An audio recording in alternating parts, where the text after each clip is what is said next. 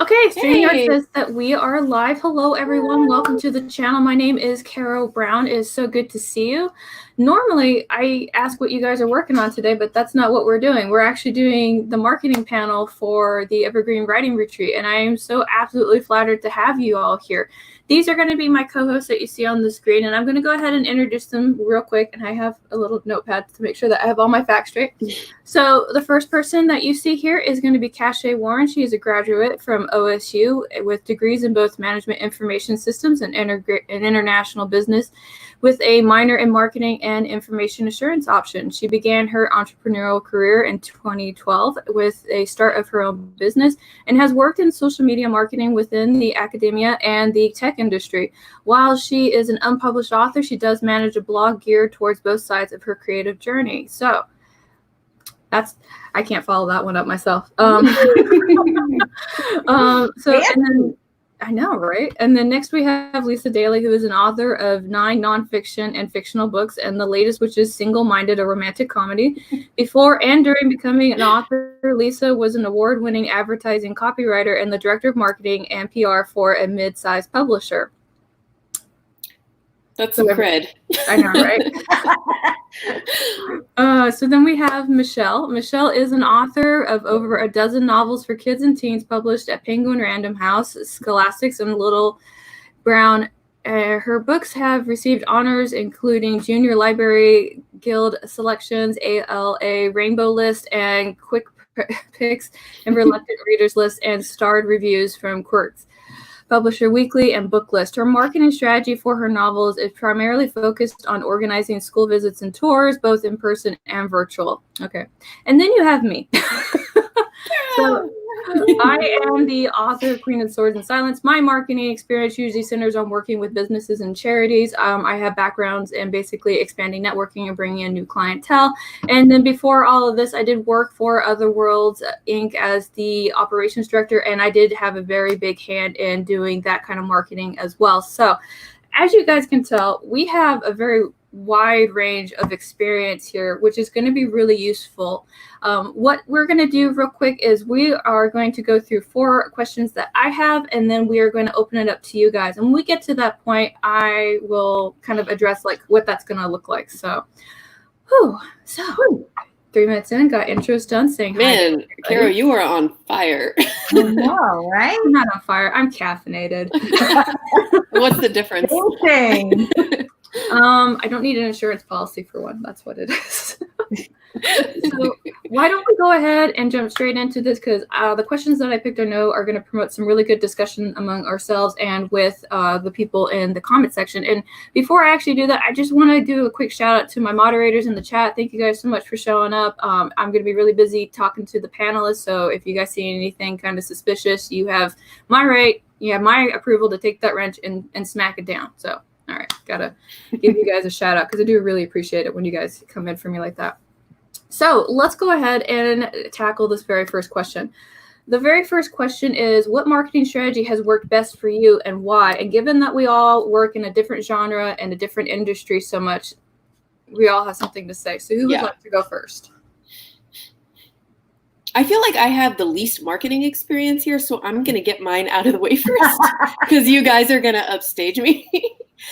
So most of my published novels are middle grade, and I have 1 young adult novel and like a dozen middle grades. And for middle grade authors, school and library is everything. Like that's where you got to get, because you can do so much online, but online really you're reaching teachers and librarians. And while that's great and valuable, I want to connect directly with my target audience, right? And so what I focus on is school visits and presentations and like in-classroom workshops and working directly with kids. Last year I moved back to Dallas. I grew up here and I lived in New York for 7 years, and now I'm back. And I found that once you get outside of New York, it's like a novelty to have a local author. It's just, I only say that because in New York, I would do school visits and kids would be like, well, I had Adam Gidwitz come to my school. Like they get all the big fancy authors, but almost anywhere else, people are so appreciative to be to have an author who is actually local come and to any event, a bookstore, a library, a school, wherever. It's like they kind of roll out the red carpet, and it's a really wonderful experience. So last fall, I organized a school visit tour for myself and an author friend of mine who flew into town, and it was an intense week of like 3 big auditorium presentations a day, book club lunches with the kids, and like a couple of in-classroom workshops. And it was exhausting, but man, that means something. Like that connection you make. Months later, I was still getting emails from kids who were like, just questions about writing or things like that. Like when they connect with you one-on-one like that, they remember you. It really, you know what I mean? So that's where my focus is now. And I had already been trying to work on putting together like a virtual book tour for my books that are coming out next year. And thanks to coronavirus, that is like extra necessary now. So yeah, I would say virtual school visits, virtual book club tours, yeah, things like that. That's my strategy. And that's definitely by far been the only thing that's really worked for me. I want to piggyback off of the library thing, because when I was in middle school, there was a book that was like the big fave, and it was called When Pigs Fly, and it had to do with a family that had, a younger daughter that had Down syndrome and how they lived with that. And I'm not really a big fan of like the sleeves that come on hardcovers. I always take them off. And I did that as a kid. But what I did is I actually drew like my own cover illustration. And the author came to the school and she took a picture of her with my cover, and it's like still on her website. I've never forgotten that. Yeah. So sorry, I had to deviate on that. No, that's amazing. No, it's great. Well, I think your point, Michelle, about especially now more than ever doing virtual tours and virtual visits. Yeah. Libraries and especially schools. Think about all these teachers who are used to teaching in classroom and now they're teaching online. Like, for you to give them a break and come give their 7th grade English class a talk is like a miracle. And they're already all on Zoom, so it's not like a big complicated thing to make that happen. It's not like they have to wheel the big TV or the smart board into the classroom. They're already teaching on a platform where you can just hop on the call. Right. And I think that gives you the opportunity to reach so many more audiences now than you would have even been able to travel to, even if you were traveling like every day of the week. Right. But you know, a lot of children's authors and young adult authors are constantly in schools. Yep. So, yeah, there's some great opportunities. And libraries are facing the same problems. You know, a lot of them are still closed. And they are, they're looking for ways to get people at least to come back to their sites and stay engaged with the library. So I think there are lots of opportunities for writers right now. I totally agree. In fact, I can throw a suggestion out there right now for everybody. There's a new company, I guess, I don't know, that just launched called Talk a Book. It's talkabook.com, and I think they're still taking like applications from authors who are interested, and it's basically setting up like Skype visits or Zoom visits for kids and their families at home. I think it is mostly for children's book authors, and they're especially looking for picture book authors, but I'm on there as well. And I middle grade and young adult, I think would be fine as well. And they do pay you. So this is a nice way to make a little extra income. But yeah, this kind of thing, I think we're going to see start popping up a lot more. So I want to pause real quick. Wait. Oh, sorry. Sorry. We got our final panelist here. Hey, so sorry. I was having some laptop troubles this morning, so I apologize. Tech issues bingo. Sorry. All right. Well, I want to hear Cachet's opinion on the question real quick, and then BC, we'll have you do your intro, and then you can answer the question as well. Okay. So before I answer it, I was going to say on what Michelle was saying. So I used to live in Plano. That's where I started out after college. I was working for USAA as a software developer for them. And I know you know Half Price Books. Half Price Books is an amazing place for authors to get out there and get into bookstores. They are so willing to work with self-published authors. Like, it is amazing. So when you talked about that, like, I know I live in a college town. There are 3 bookstores here that constantly are looking for authors to come and speak. So looking at the local bookstores, I think, is a perfect marketing strategy for people trying to get out there. So I just wanted to say, like, I know a Wattpad published author who did he had his books in half price books being sold and did like a book reading thing and everything like a few years ago. And so, yeah, for all you guys, what Michelle said, that's like a great go-to thing, like for real, for real. That's a good point too. Yeah. I just remembered the libraries that I've done events at here. It's always been a mix of traditionally published and self-published authors. So yeah, just the local, I think it's the local angle. People just are like, oh, these authors live here where I live. Right. And it's just like what Lisa was saying, it gives them a chance to have events that they wouldn't necessarily have before, now that they have people trying to do it. For me, my marketing strategy that has worked best for me is just working on building my brand as a person and getting people interested in what I'm doing. So for me, that's why I've been focusing on the vlogs and focusing on telling people the title of my book and telling them what's going on with it and what the plot line is. Because for me, it's about getting my face out there so that people know and recognize me and then recognize, hey, she's a writer. This is what she's bringing to the table. This is what she's doing. So that's mostly been what I've been employing, just pretty much following the 4 P's of marketing when I'm marketing myself. Like, I'm the product. I need to focus on that. I'm what I'm trying to get you to buy into. The price right now is free. All you got to do is sit there and watch. You just got to give me some of your time. You know what I mean? Placement. I'm placing myself on YouTube. I'm placing myself in the blog. I'm placing myself in in Twitter and Instagram and doing those things. So promotion.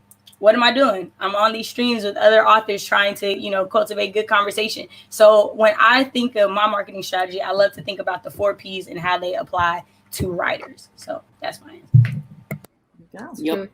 BC, what would you? Go ahead, BC. Introduce yourself. Hey, writing weirdos. I am BC, who is fashionably late today because of some laptop issues. I do apologize for that, and mea culpa. But I did get everything up and running again. So yay! So I am the hybrid published author of 8 titles, and I also do how-to marketing, publishing, and writing videos every Monday and Wednesday on my channel and host live streams on Fridays. So that's me in pretty much a nutshell. You can find me at most things social media, BC Brown Books. Cool. That's awesome. So what marketing strategy usually works for you then, BC? So since I didn't get to hear much of anybody's but Cachet's, which was nice to still be able to hear anyway, but yeah, so for me, I don't know if it's been covered or not, but I do a lot of the local stuff. I do local festivals, local library events, local writing events like workshops and things like that. Those have been pretty much what I have used as far as like getting myself out there, because 7 years ago, I completely switched parts of the country. I went from being well known in the Midwest and kind of in like the Indiana, Illinois area, the breadbasket area.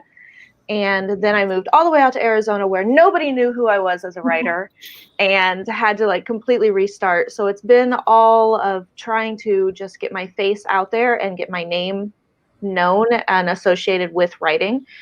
So a lot of it has been workshops for writers, which I'm lucky in Arizona. There are tons of workshops for writers on a regular basis. The meetup game here is strong. Yeah, it really is.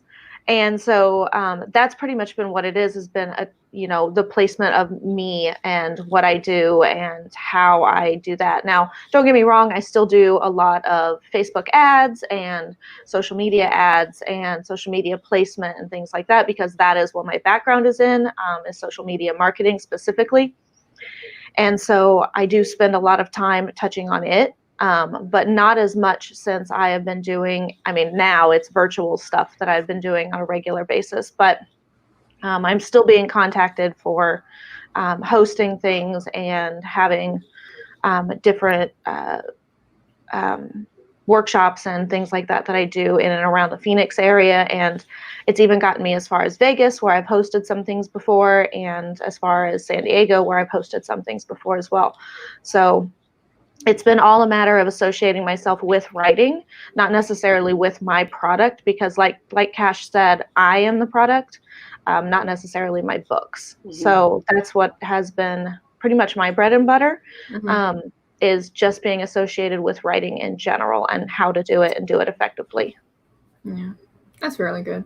Mm-hmm. So for me, my strategy is always in person. Like, you know, I could do all the ads and I can do everything else, but I know that I have guaranteed sales when I talk to people in person, and that's not just for my books, that's for the other stuff I used to do as well. So for example, there's a women's charity out here, and what they do is women who've been incarcerated, they give them like little easy jobs to do because a lot of them never had a job before. So we give them work experience. That's what the coffee shop I usually talk about was for. So we give them the work experience. They would get to work with me as the manager, and I'm a very kind of like, you were supposed to be here 5 minutes ago kind of person. So they get to do that. But what I would do outside of that is that we would go to conventions as well, and we would have a booth, and I would talk to people. And I remember the first time I went to a booth, the lady I went with who was part of the program, she's like, yeah, sometimes I can get like $50 in donations. And I was like, you said 50? Let's try for 1,000 today. Right?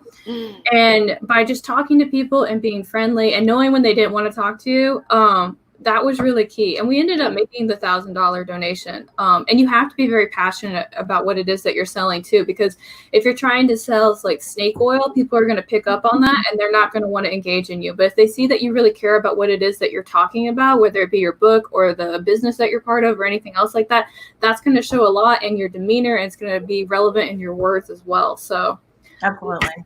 yeah. So if I pitch something, it has to be something that I actually really care about. So yeah. Yep. Absolutely. Absolutely. And then Cache was kind enough to put the 4 Ps into the chat for everybody. Thank you so much for doing that. All right. Is there anything else that we want to add on to this question before we move on to the next one? I actually want to say something about it.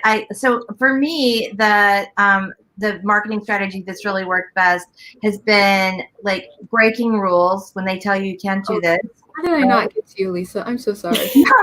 You know why? Because I jumped on to Michelle. Like I was like, yes, Michelle is right. So that's okay. I'll toot my own horn. I don't mind. That's another thing, right?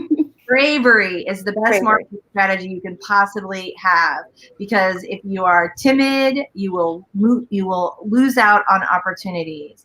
So when people say you can't do something, and I will say one thing that people will tell you all the time is that you will never get media attention other than reviews for fiction, and that is not the case. I have thousands of interviews under my belt that prove otherwise. It's not the case. There are lots and lots of angles that you can use with fiction.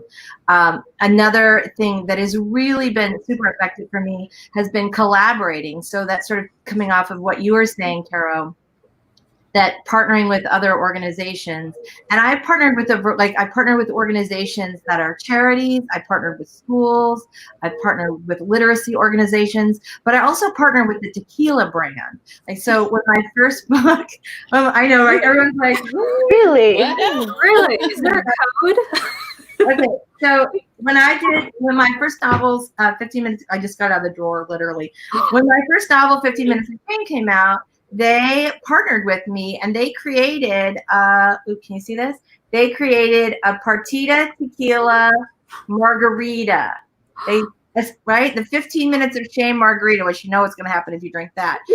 And so they printed thousands, like 15,000 bookmarks for me, which I spread into bookstores all over the country.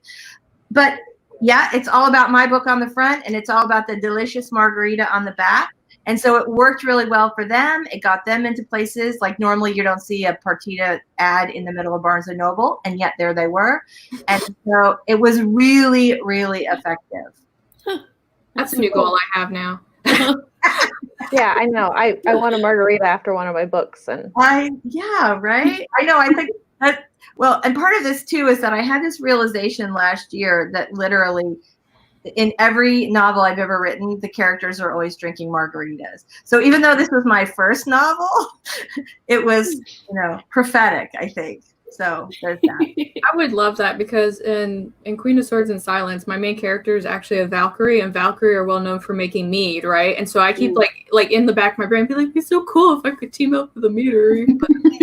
Maybe I should. Well, you should just reach out. Just reach out, Carrow. Yeah, I'll tell you the way to do that is just to reach out to the PR person that you want to, of the brand that you want to partner with, because they are always looking for opportunities. Yeah.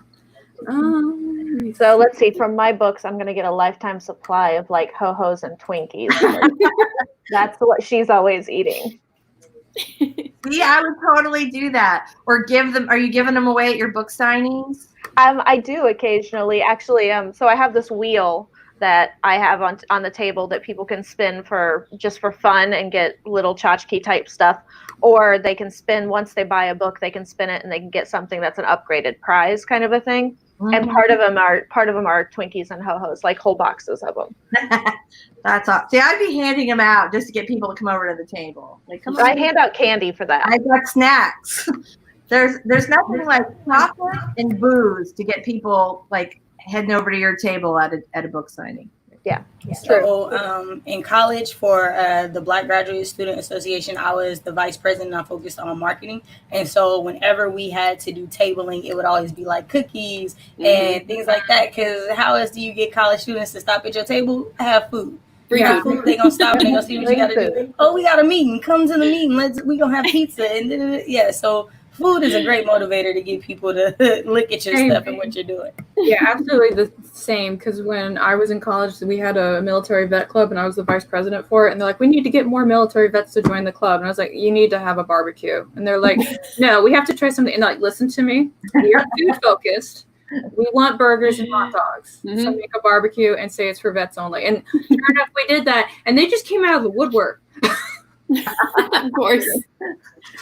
Yeah, free food is definitely like the best way to draw in a crowd and to like get people to notice, get people to take a second and actually stop, because they stop, they eat it, and then they have to fill the silence. So right, they feel guilty now. They've got their your ho-ho stuffed in their cheeks. Then they feel like they got to ask you why you're giving them away. Exactly. Not that I think that we can all do the food thing with our books, but that actually brings me to the next question that I'd like us to go ahead and cover, which is, do you push your book or your brand more? And when I mean your brand, I mean like your author brand, just for anybody who's listening. So, and whoever would like to go first. I'll go first since I'm the only person that doesn't have a book.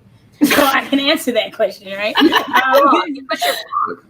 So for me, I push my brand, because pushing me means that you're going to be interested in my book, right?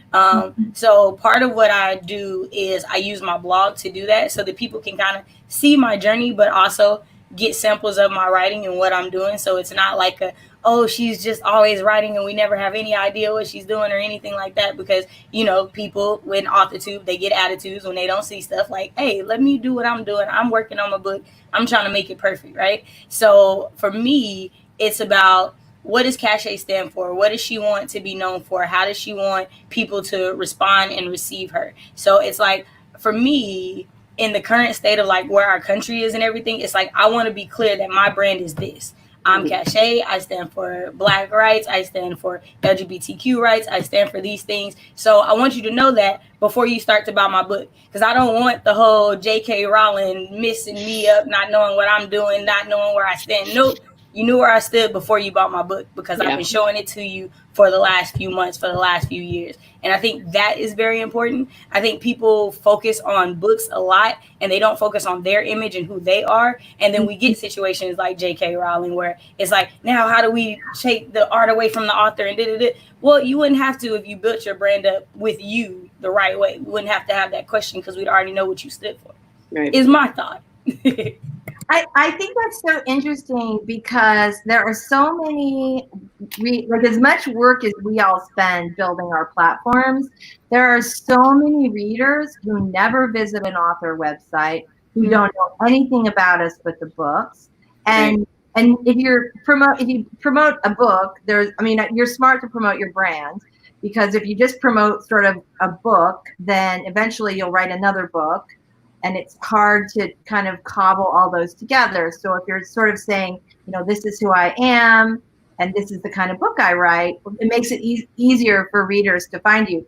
But it is a challenge in that if you're communicating all this information, at some point, the Amazon algorithm takes over and your books sort of have a life of their own. They're no longer specifically connected to you or your mother selling them for you, right? At some point, strangers will buy them, and often they never check the website or the social media of the authors that they follow. So I don't know. What do you guys think about that?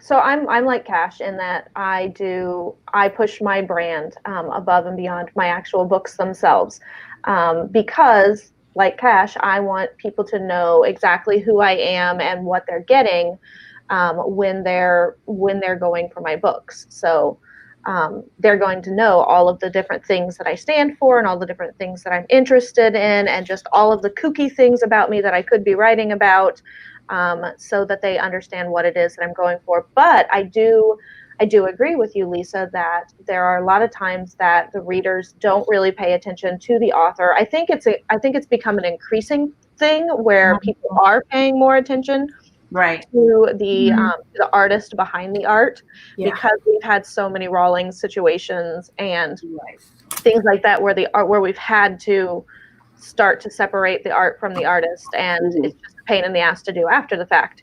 But I still think you're right that there are very few people that once they've fallen in love with your book, if they haven't met you in person, if they haven't done anything like that, that it's fewer that go out and actually check out your social media and actually check out your website and things like that. But I think with social media, it's become easier for them to follow. It's not a website that they have to go back to constantly. It's automatically there in their feeds on Twitter and on Facebook and LinkedIn and whatever you're choosing to use. So I think it's become easier to be a persona, the persona of artist, rather than just the art itself. And then, there's a person behind it. But I agree with you that it's still a finite amount of people, of fans, that will go out and actually check you out.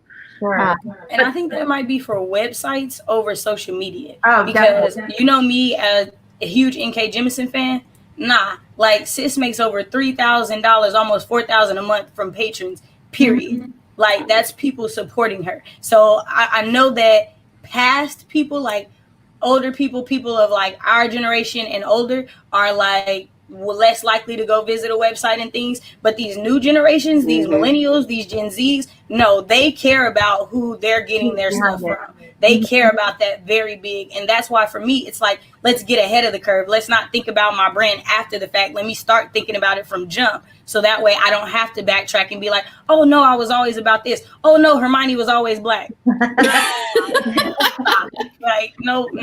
Like, you know what I mean? Like you backtrack on so many different things because you didn't care about that when you first started. It wasn't a matter of you to care about diversity. And now diversity is a big issue. So, oh yes, no. I don't want to be on the wrong side of history. I don't want to be the person who has to go back and correct what they did because they weren't at the right side in the beginning because they sided with stupidity. Like really.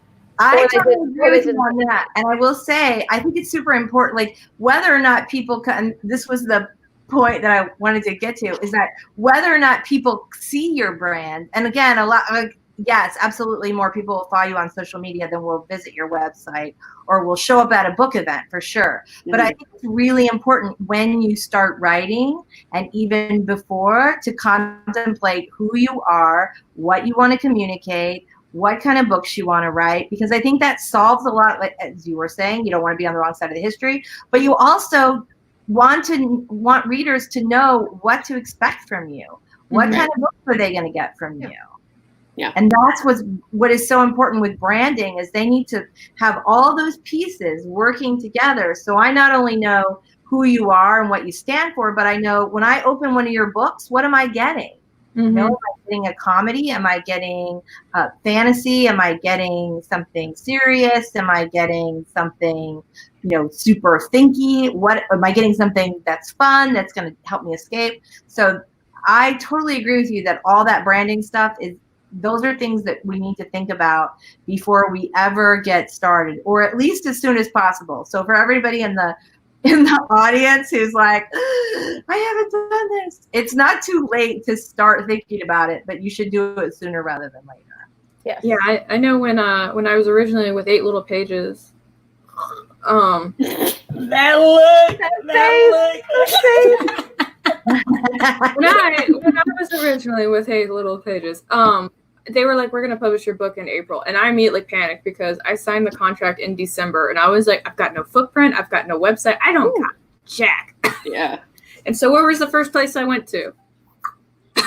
Here. I went right here and started pushing out content like nobody's business so that way people could see me. And, things have happened and we're here now. But I find actually instead of pushing my brand or my books more like I should, I'm actually pushing other people's brands and books more. I'm kind of like, these are my friends, buy their stuff.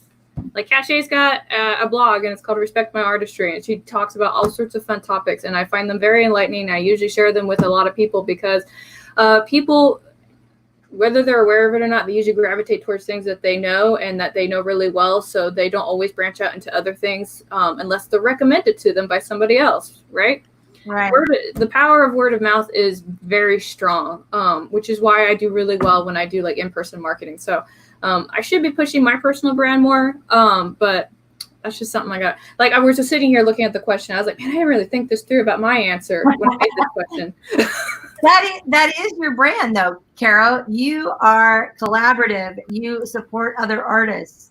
That's your brand. That's who you are. And that's what you communicate. And that's it. Look, but right, that's who you are. And so later, not even later, right now, Queen of Swords and Silence on sale now. When you have a book to push,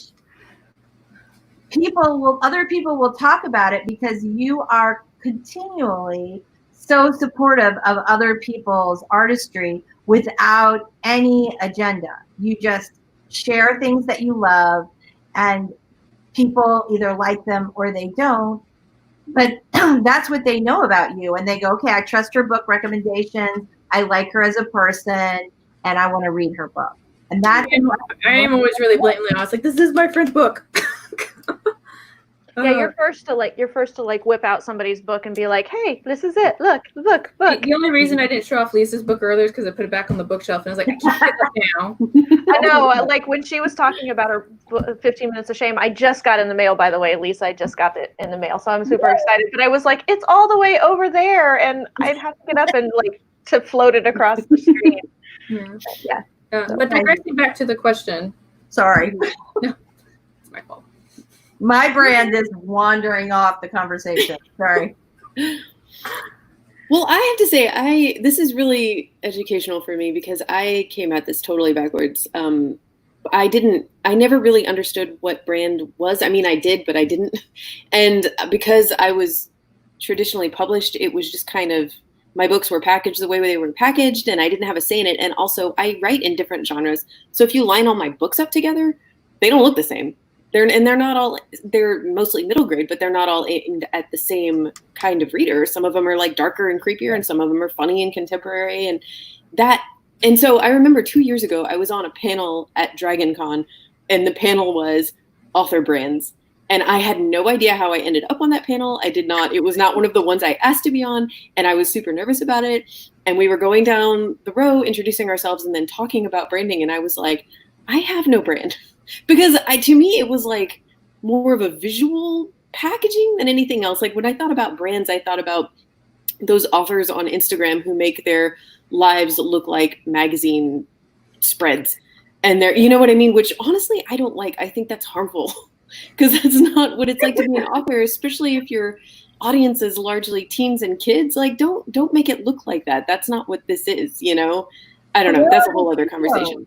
But I always like the posh pictures of people like at their keyboard and they look like they're in like some like little like cozy cabin and whatever. And I'm like, here I am in my living room in PJs and there's like a dog right here. Like, this is my life. Like, or like I got a bag of tea goes off to the side and a big gulp and a cat on my lap and 17 pairs of readers. Yeah.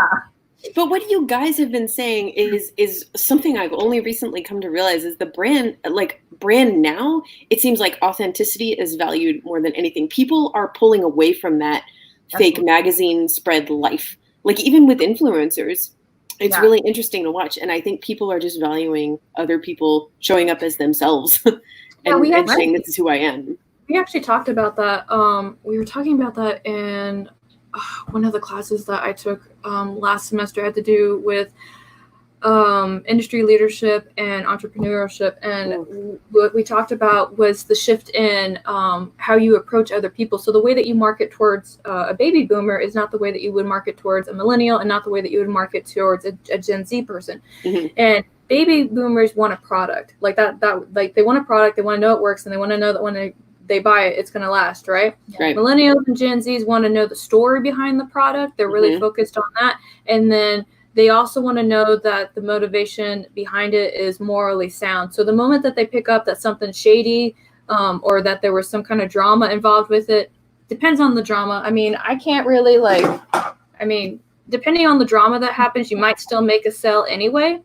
But a lot of people, if they find out that there's some kind of controversy with a product, they won't buy it. So it's a lot of things to consider. Like normally when I network a lot, right? I always network.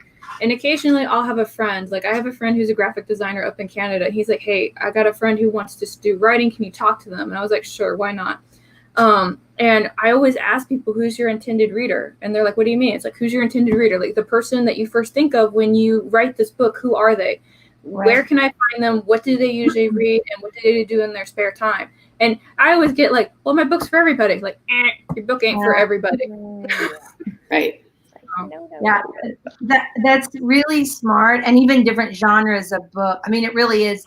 Before you start anything, before you start a YouTube channel, before you start a candy bar company, before you start marketing your books, to think about who is this book for, and who are they really as a person, and not just, oh, it'll appeal to everyone, because anything that you try to make appeal to everyone appeals to no one. Exactly. No one connects with it. But if you're thinking about who these people are, and I think about like mysteries, for example, where the audience for mysteries has long been women over 50. Like that's the sweet spot for mystery writers, women over 50. And you market to women over 50 in a much different way than you would market to teenagers. Like it's just a completely different ball of wax. And so it's really important to think about not just your genre and who the market is now, but also who are you going to be marketing to in the future? Because those 50-year-old mystery readers, eventually they're going to be 60 and 70 and 90, and then they're going to die. Who's going to be reading your mysteries? Who's going to be reading Tamara's cozy mystery? Like after those people are gone, and you have to think about like, where do I find that next generation of readers? Where am I going to connect with those people? Exactly, and you have to start considering how to change your marketing based on what their needs are. Right. Yeah, because it's not one size fits all by any stretch. And I think in like Tamara's case, one thing that I love that she's doing and that I think is really smart is she is making this a series and going back and doing like younger versions of her character. So that introduces a new type of audience to the character, because now you have younger mystery readers who might want to read it because now the characters are more their age instead of grown. And so I think that when you do have those ideas of what you're going to do and how you're going to push your story, I think the best thing about it is to be flexible in what you do. Like make your characters flexible, make your world flexible, because you can go back and do stuff. So if you start at a certain point in history in your book at your characters being a certain age, yeah, you probably drew in those 50-year-old readers, right? But if you have the capacity to go back and write backstory, back history, things like that to create another story, even if it's a short or a novella, like you're creating that ability to get people more interested in your work through a different thing. So I think that's a good point. I think you just inspired me to think about something, and that is Candace Bushnell, who you guys probably all know wrote the Sex and the City books. She went back years out. Sex and the City was huge, but eventually that sort of those books kind of died out, and she had gone back and written a YA series called the Carrie Diaries, which is basically about the main character sort of in her her experience in high school and trying to be a writer and all of that. So it ended up bringing in a completely different group of readers because it was an entirely different genre. And once those girls got hooked on the Carrie Diaries, girls and boys probably, got hooked on the Carrie Diaries, they probably then later, especially as they got older, moved on to Sex and the City. Real quick, their mother said, okay. Real quick before we continue on, I see some of you are asking questions in the comments. What I would like to do is get through my questions first, and then we'll tackle your guys' questions. So, who has not addressed this? BC, I don't think you've addressed this. I addressed this. Yeah, she said push her brand more. Yeah. Okay. I get so distracted by the conversation. I'm like, who did not speak? It's all good. It's all good. I think we all covered it. Okay, cool. Let's go ahead and tackle question 3. So question 3, and this is one that I think is very important, right? I'm taking notes. You guys have to teach me because I don't know how to do this. Let's go. Question 3 is, what advice would you offer for assembling a street team and getting ARCs into the hands of readers? Because one of your big sell points is getting people to talk about your book and getting people to leave reviews for your book. That's the first thing. So I'll tackle this first because I've done this as an independent and I've done this as traditional. So BookBub or Booksprouts. Booksprouts is the very first place I go to for ARC reviews because they're strangers and they're not my mom. So I know that when they leave a review, they're not gonna be like, best book ever. They're gonna come in, they're gonna be honest. And I try to aim, my goal for getting any kind of ARC review is to aim to get 50 people to hold it. Because I know at least 10 of them will leave a review, right?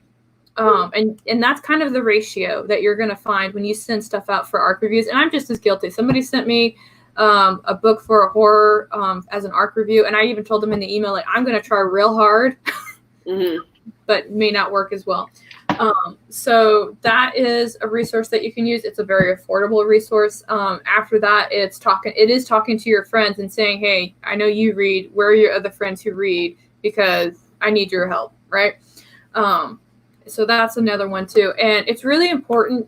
I have to stress this. It's really important that you get people that are not associated with you to review your book, because millennials and Gen Zs are very quick to get on that Google and look you up and see who you spend time with. And so if they see that only the people that you do your StreamYard stuff with are the ones reviewing your book, they're going to be like,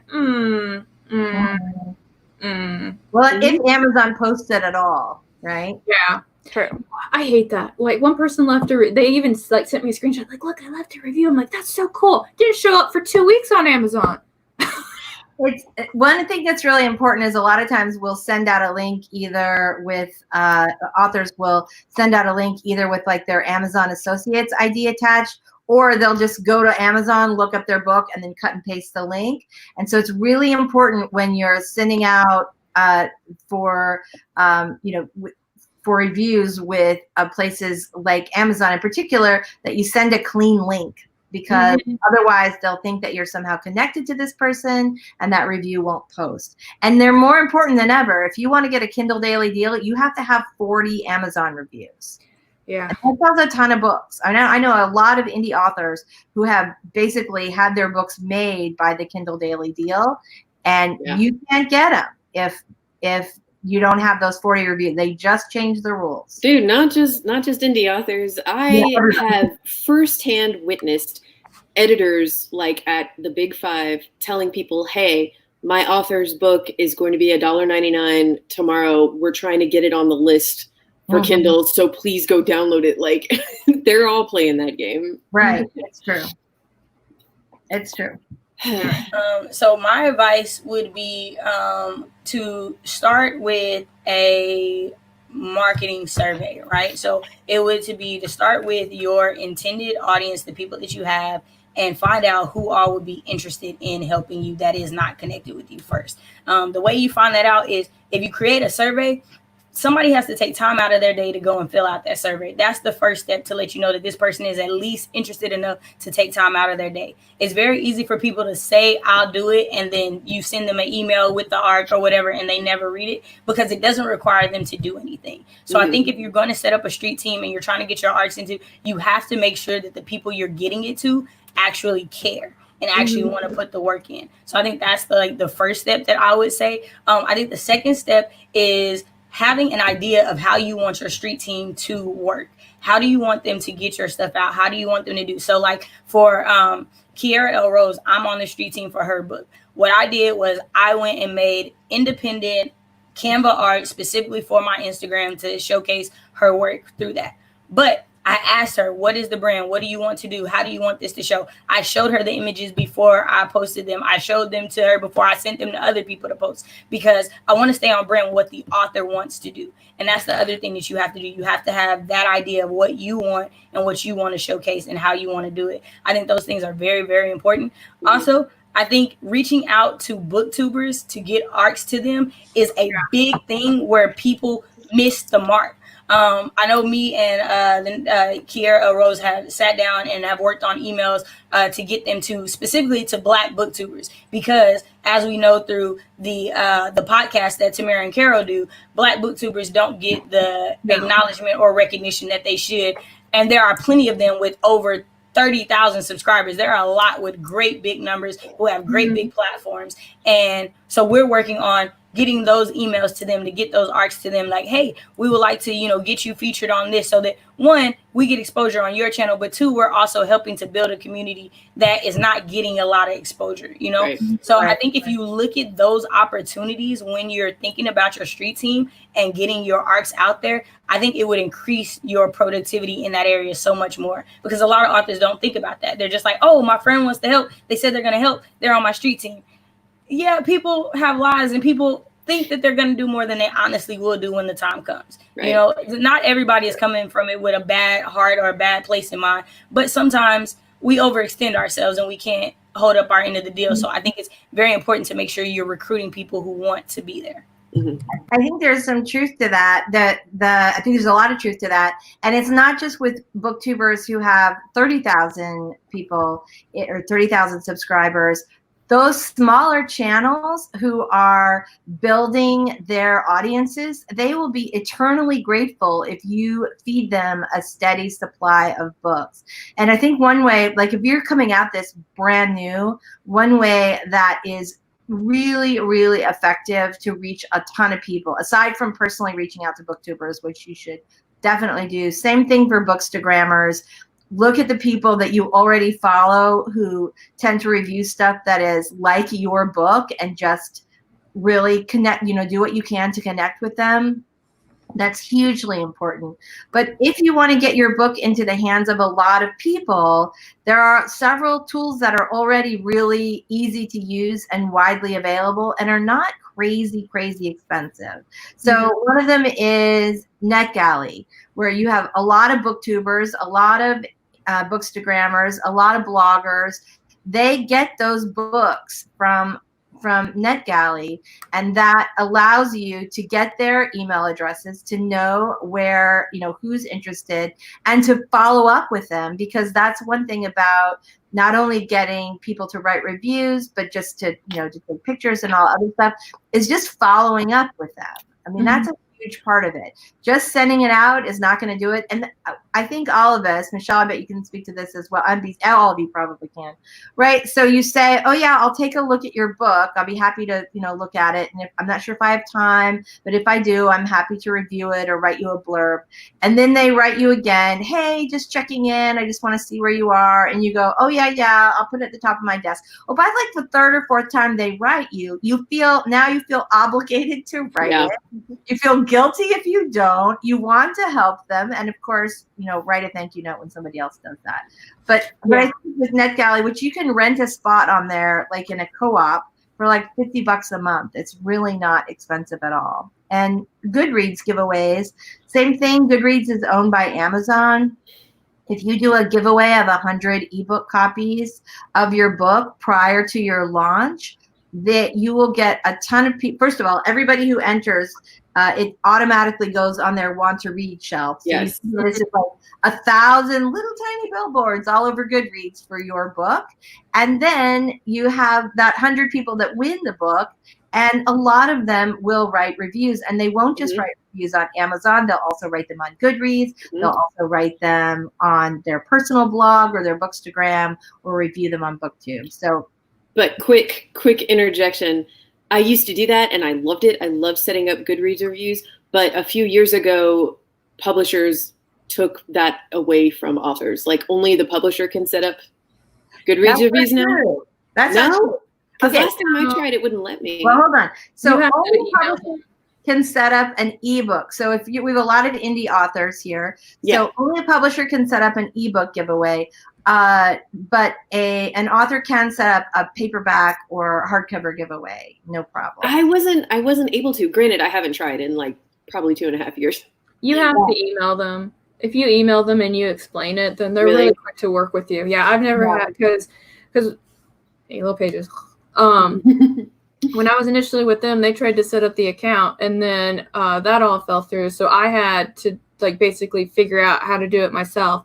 So I just kind of reached out to them and I talked to a person. I'm like, look, this is my situation and I don't know what to do. And they literally like the support team that I've experienced over at Goodreads has been really helpful and very clear. Like I haven't, you just have to kind of be like, help me. They are really great. And they, they're owned by Amazon now. And so that a lot of those reviews that are on Goodreads magically migrate themselves over to Amazon. Using a site like NetGalley is, once again, it's downloaded on your Kindle or on your Nook. And so Amazon knows you've read it. And so for them, that counts as a verified purchase, even though you got it for free and you got it 3 months before.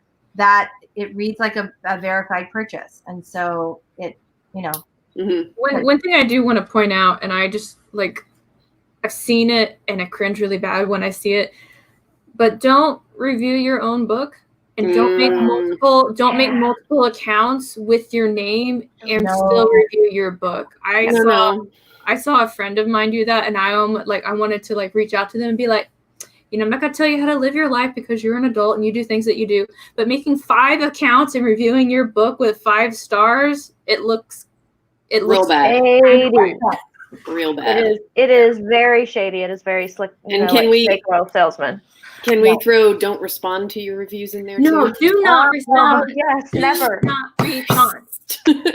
Never respond. Yeah, it can be so hurtful. People are like, sometimes they say terrible things, but you just have to move on. And the thing that I found really interesting is that there have been a number of studies that show that people actually, like your fans, actually become more.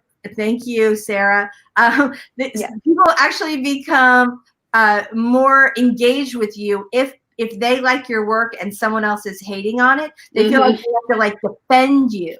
Right. So it actually deepens your relationship with your true fans, and it makes it makes your reviews more authentic. Not everybody's going to love your book. Some people exactly. I have a 1-star review, right? And it hurt me because they literally threw in a giant spoiler, and I was like, you cracked enough for you to stab me in the heart. I know, like right there. But in it, they said, I didn't read past the first chapter, but I assume that this character is going to go on a giant murdering spree and destroy everyone, and they're just going to do all of these things and blah, blah, blah, blah, blah, and I'm not going to keep reading this book. And I was just kind of like, I really want to talk to you, but I can't. Yeah, no. You just don't ever want to do it. Just, right? No, although on Goodreads, I will often, when people say really nice things about my book, I will say, thank you, that means so much. Because it really does. Yeah. I think so. If you're going to respond to reviews, the only thing you should respond with, if you're going to, the only thing that should be responded with is thank you for your time reviewing my work. Right. Yeah. Like that's it. That is as close to neutrality as you can possibly get. But you have to remember to thank not just one person that gave you a glowing review then. So now you get on like this path and you get on like this you set up this level of expectation that you thank people for their reviews. And so just don't do it. Just don't do it. So yeah, I as far as like my advice, I mean, you guys have covered most of everything. I was taking notes. I was like, I don't want to like recover the same ground. Me too. And so I was like, the only thing though that I can say is make sure that you are prepared for your street team, because a lot of people, they want to be on your street team and they love you but they've never been on a street team before. They love your work and they want to promote everything about it, but they've never been on a street team, so they don't know what it entails. So being prepared with, I mean, Cash went above and beyond and like made her own images for her street team responsibilities, but having images that are ready for people to use, having ideas of what they can tweet and what they can put in their captions of their Instagram posts and things like that, just having little small things that can really help your street team minimize the time that they have to put into it and maximize their responsibility of actually getting it posted. So that would be my biggest recommendation, is just having that covered. And yes, everything else everybody else said, because it's all amazing. I've done NetGalley, I've done Booksprouts, I've done all of that stuff before in the past. So there is not a shortage of readers wanting to get an advanced copy of your book. It's getting them to actually follow through and commit to doing the review later. And that's where the divide is. And that's what Cash was talking about is sending them a survey. And if they actually complete the survey, bingo, you got somebody that can follow through on something. So that's kind of a big thing to know there. But being prepared for your street team in advance and having a game plan of what you are going to do as far as your responsibilities of marketing, which, let's face it, is the brunt of it. But also having a game plan, a separate game plan of what your street team is going to do. Right. And it can be, and don't shy away from giving people deadlines for things, because we are people that function when we function better when we have deadlines. Right. So if you can say, if everybody can have their reviews ready to go by this date, and you can stagger them out a little bit so that Amazon doesn't just get flooded with like 50 street team members all doing their reviews on the same day, kind of a thing. Feel free to stagger them out. That's not an algorithm you want to trigger either. Yeah, exactly. So stagger them out a little bit, obviously, but give people, some deadlines, because people like deadlines, believe it or not. They like having something that they are expected by. They like knowing what their expectations are by an expected date. Right. Well, and it helps too if you're busy working on your next book and somebody that you really want to support says, hey, I need this. You don't know if they need it tomorrow or or next month or 6 months from now. So it's really helpful to say, hey, we're all doing this on this date. And it aside from that, it's really going to have your marketing have more impact if everything is hitting all at the same time. Yeah, and if you do an arc, I just want to throw it out there. You want to have an arc out 3 to 6 months before your book comes out, because everybody reads at a different speed. So like I can read a textbook in like a week, but somebody may need like 2 months to read it. So the more time that you give them to do that is the higher chance that they're going to be able to go ahead and do it. And I don't think we have anything else to add to this question. So shall we move on to question 4? Okay, so since we're talking about ARC reviews and everything else, that leads us to talking about marketing. So how do you make your marketing goals so you don't become overwhelmed? I'll go first. I actually was talking to Lisa about this because we were talking about book launching, right? And we had a conversation. I was like, I made notes on this, and I sent her like, and it's just bullet point, but I sent her like, what is it, like 4 pages of like, It's this beautiful like task list. It's terrific. It's really terrific. I know I need to track down mine for you. After we moved, like everything is in different places, but I need to track down mine for you. I did the same thing, and I tend to stagger mine out like, 6 months prior, 5 months prior, 4 months, and then when you get like the 2 months prior, then you're going week by week, then the last week you're going day by day, and then the month after. So yeah, I mean what you said earlier about starting 6 months ahead of time, is, and not everything has to be done 6 months ahead of time, but there are lots of things that can be done ahead of time to keep you from losing your mind. Yeah. Yes. The month before. You know, surprisingly enough, Miss Barbara, no, it was actually a Google Doc. I didn't make a spreadsheet. It was. Every so often, it's just a Google Doc. Yeah. That's what mine was, a giant checklist. But I kept printing out versions of it, like, because there's something satisfying about checking that box off. Mm-hmm. Done. Mm-hmm. Done. Yeah. So, but that's what I do. I usually I break down everything that needs to be done, and then I put it in a rough timeline, and then I try to make it a manageable thing. You guys have heard me say this before, but whatever you plan to do, plan it like you're going to be having the flu the entire time, because it's really easy for you to get wrapped up and have a lot of energy when you're making these goals because you're excited. But what's going to happen is you're going to start getting into the motions of doing it.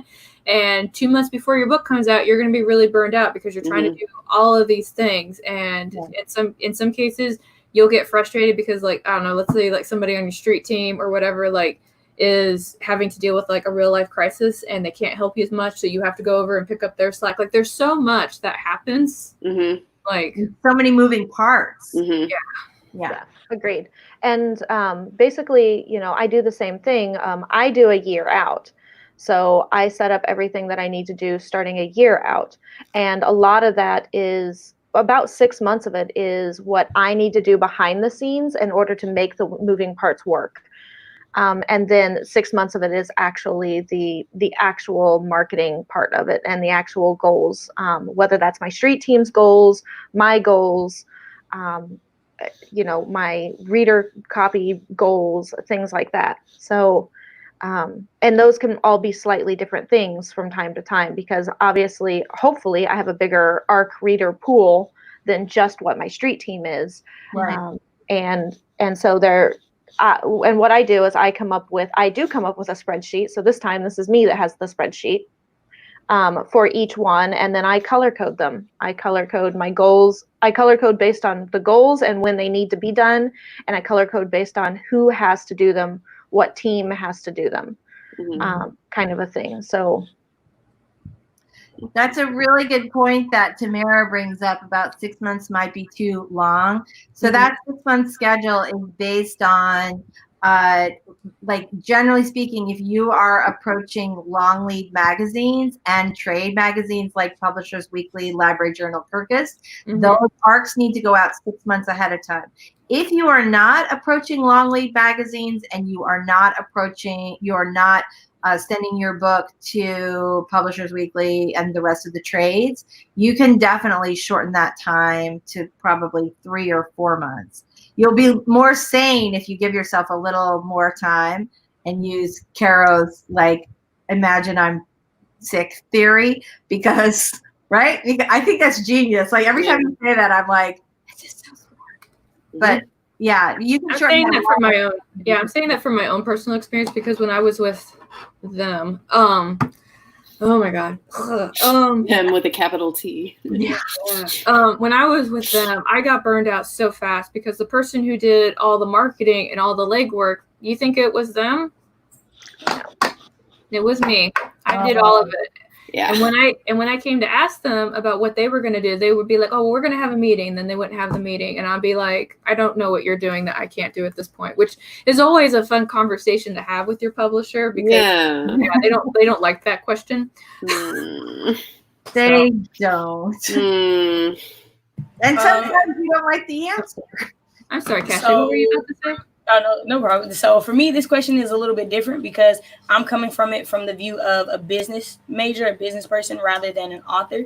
And I think that is something that authors don't do, is they don't look at it as a business. Yes. So sometimes that 6 months is mandatory, really, when you think about it, to keep yourself sane when you're self-publishing. Like, that is more so for your mental health than it is for the readers. It's to make sure that you have enough time to do that. So I definitely want to encourage indie self-published authors to realize that making an extended timeline, I know that it sounds like it's bad for you, but it honestly is going to strengthen you in the business of writing, which is what you want to do. You want to sell those books. So having that timeline, for me, I focus on SMART goals: specific, measurable, attainable, relevant, time-based. That is what I do. So for an example, when I started out with YouTube, my goal was to only get to 500 subscribers by the end of the year, 300 followers on Twitter, 300 followers on Instagram. Almost killed all those goals already right now. But it's because I sat down and I was like, okay, how do I do this? Well, one, I know that my channel, I don't want it to be just writing. I want it to be everything I love, hobbies. That's why there's the crochet chit chat. That's why there's the talks about mental health. There are all these things that I think about and I want to include. So I don't just get people who come to my streams solely for writing, because eventually writers are going to stop watching my videos to go write, because that's what they're supposed to be doing. So I need somebody else who's going to be continually watching my content and being okay with what I'm doing. And so when you're making your goals, I think it's very important to remember to make them SMART. It's very, very important to remember to be like, okay, I have a time limit. So for me, it was December 31st. I need to be at these numbers. What do I need to do to make sure that I'm at these numbers? How do I make that happen? Also, I think another thing that writers who are trying to be authors don't utilize is blogging. Blogging is such a good way to get your writing out there and in the hands of others without having to have completed a novel, because that takes time. There's a lot of edits. You don't want to rush that experience. You don't want to rush that process. You don't want to be having a deadline and you still haven't finished writing the project.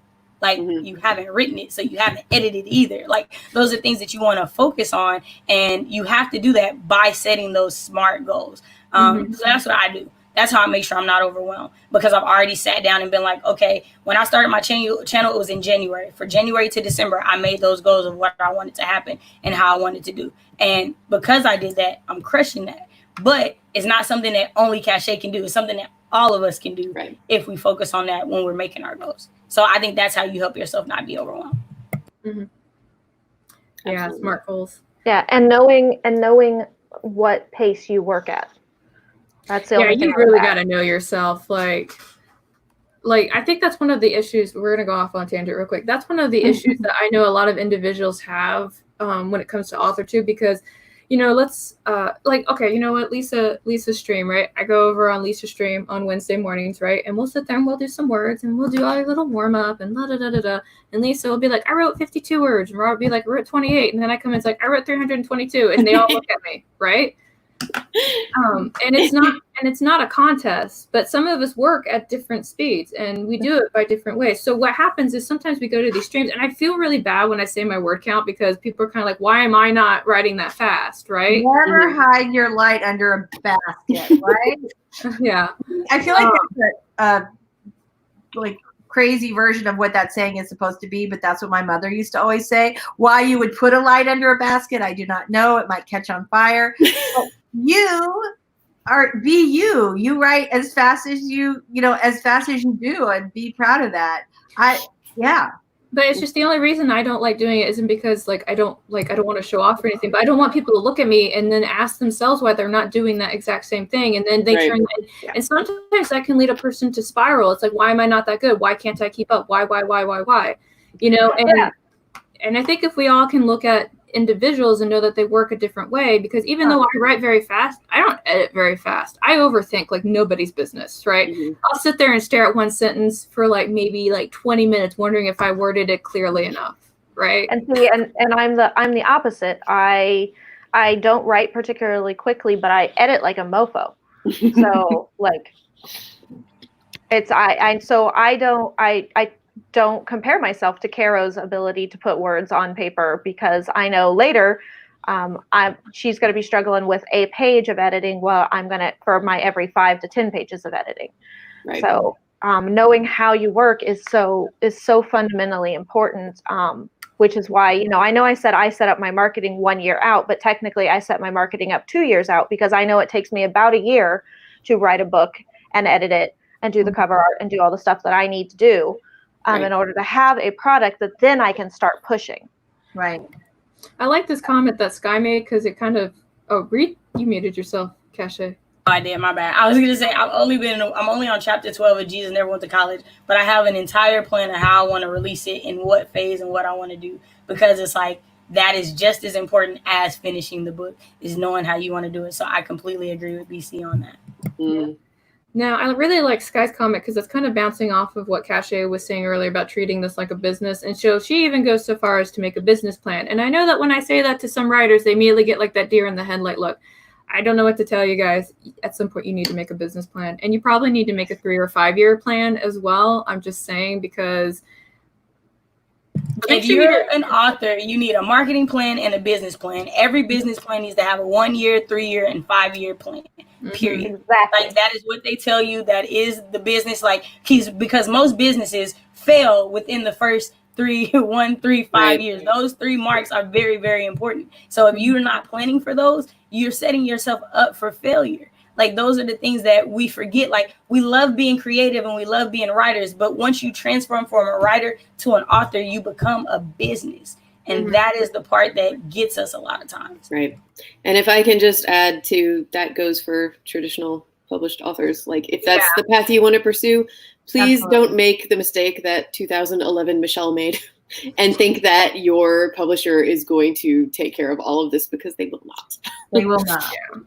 It's seconded. Yeah. Well, because like I think most of us on the screen, we all are very aware of current events and what's going on, and we all know that traditional publishing, is definitely moving more towards the way of indie publishing. Oh yeah. Because every year that goes by, more outbound marketing is being pushed onto the author. And I'm always tiny bit confused about this, because because marketing takes time. Okay. It's not just putting out a tweet and then wandering off and writing some more books. No, you got to engage, you got to respond, you got to reach out to other people, you got to network. This takes time.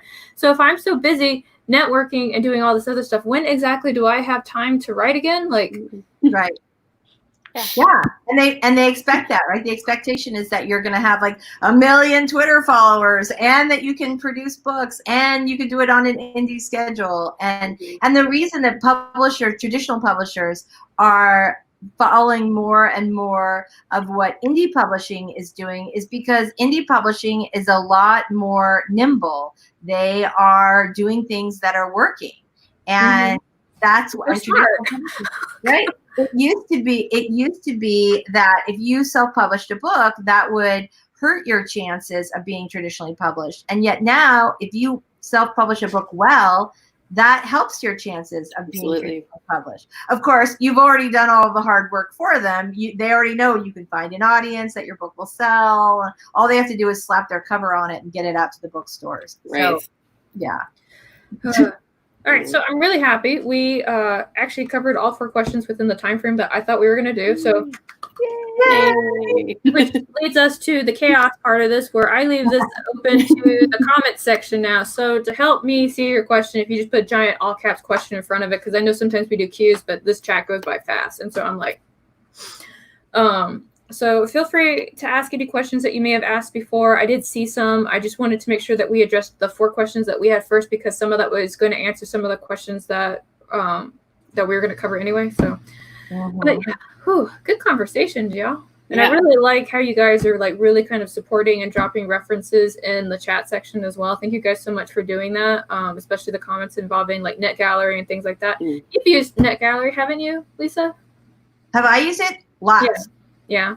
Yeah, I have. I've used it for not only, like, I've had it for my books, but also when I was doing marketing for the publisher, I also used it a lot. I mean, it's indispensable that you reach so many more readers. You plop, right up on their screen, and they want to read the book. They have it, and you can see on NetGalley, you can see how many books they ask for versus how many they review.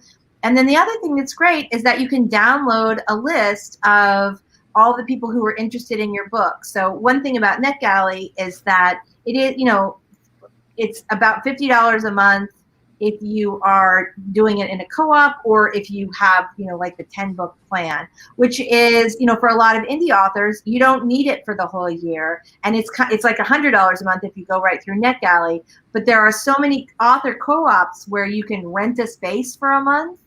where it's like $50 or $60. And the great thing about that is that you can have your book up for a month or 2 months to make it available for people to read, and then download the list of all the people who requested it, and then just reach out to them, follow up, and say, did you like it? Would you write a review? You know, etc. And that's so Austin's starting out with a hard question. Thanks, Austin. I appreciate you. Austin's asking, what plans do you have to take your marketing to the international audiences? And do you have international marketing plans?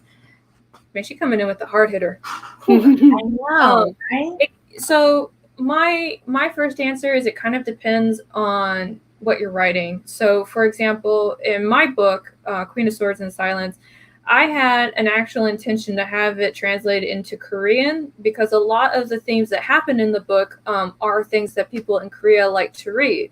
So, but getting the entire book translated into Korean is really expensive. And then what really blows about that is that I don't actually understand Korean. So if I get a translator and they do a bad job, I'm not going to know until those reviews come in. So it's a really tricky area for me to navigate in. If you do have the ability to reach an international audience, though, I would really encourage it. I think Mark Dawson, he was talking about, he said this comment and I was just kind of sitting here like, really, bro? But he was just kind of like, there's this untapped market in Germany for, publishing our books because not a lot of American authors are publishing in Germany. I was kind of like, of course we're not. We're American. But he was going through the process of having his stuff translated so that way he could send it to the international. You got to do a cost analysis for that because, like I said, if I wanted to translate my 113,000 book into Korean, that's going to cost me a couple grand. And I'm like, do I have the couple grand right now? Is it really going to pay off in the distant future? Like, I'm not quite sure. Right. So that would probably be something that I would consider when I get to book 4, because then I'll have a fan base for it, and then I might be able to expand my reach with some funds at that point. Anyway, that's kind of what my thoughts were too. Like, start local and expand. Right. Build close first, and then grow out. That would be my suggestion. I wouldn't just go for international right out the gate. Right. Personally. Yeah. So I have it actually built into my business plan, and I have, I don't know, like a micro business plan for each book. I have my overall business plan for my brand, and then I have like a little micro business plan for each book so that I have ideas what to do and when to do it and what my goals will be for each individual thing. Are you available for hire? Can you come do this for me? I am available for hire, as a matter of fact, as a marketing consultant. Okay. So I have those built in, and usually what happens with my international goals is my international goals end up coming in kind of at about the 1 year after publication mark. And that's when because I figure I've not exhausted what I can do for that first year of publication, but what I've done is I have pretty saturated what I want to do, so I can kind of start diversifying a little bit for international markets.